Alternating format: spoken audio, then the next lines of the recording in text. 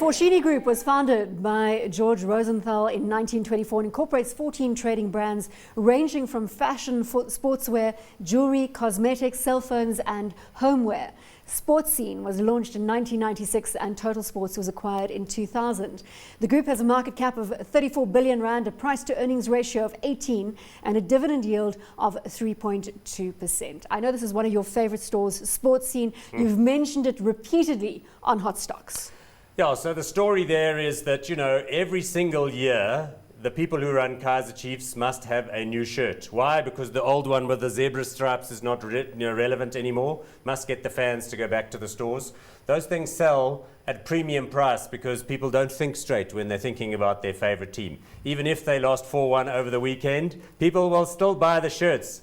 So now here we go. At that level, there's a huge uproar in the studio. Nobody can hear it out there on television, but our director jumping up and down. So it's a great model. It's in the malls. Look, it does have its limitations, and it's an expensive business because of those high rentals they've got to pay. But as far as it goes, I think that is a very strong apparel category. Is this a key focus going for the sports apparel arena for Foschini, do you believe? Well, I think that sport in general is quite a big component of Foschini. In fact, it makes up about 18% of their sales versus Mr. Price, for example, where it's about 6%. And quite a big component of that is Sports Scene. I mean, it's Total Sports, Sports Scene, and Due South. I think that it would be a focus for them. I'm not sure if it would be a focus over Total Sport, for example. But I think it is something that they're very cognizant of. They've redone the Sports Scene store in Sandton. It's a bigger area. It looks very nice. How does Sports Scene differ from Total Sport?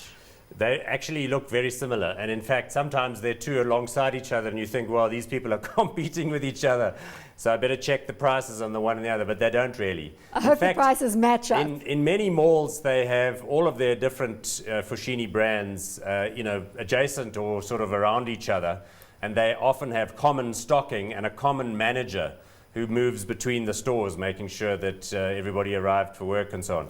So I think that's one of the strengths that Foschini does bring to the table. The other thing that Foschini does bring as a group is the strong focus on financial services. In other words, you can get a card from all of these stores in order to purchase stuff on credit.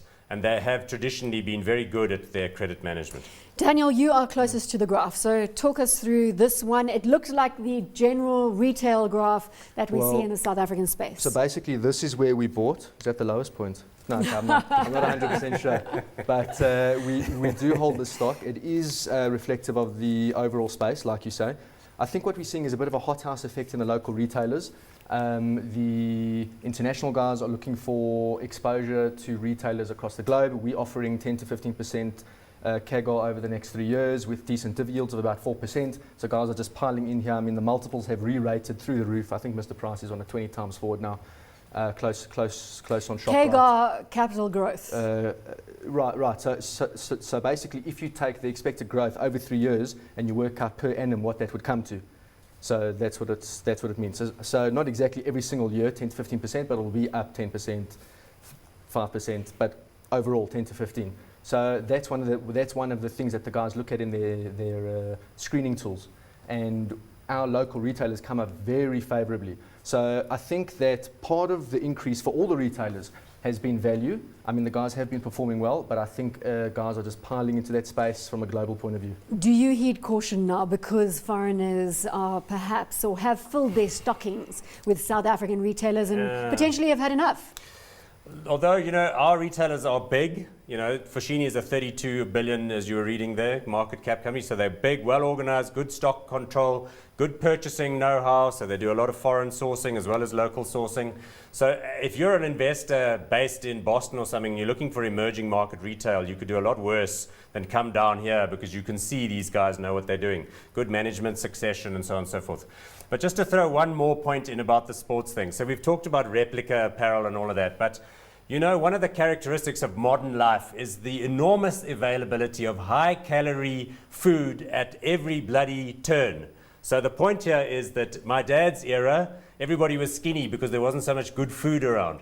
So another thing that's going to characterize life in this century is going to be you have to get more exercise. So you have to go to the gym or you have to get up early and run.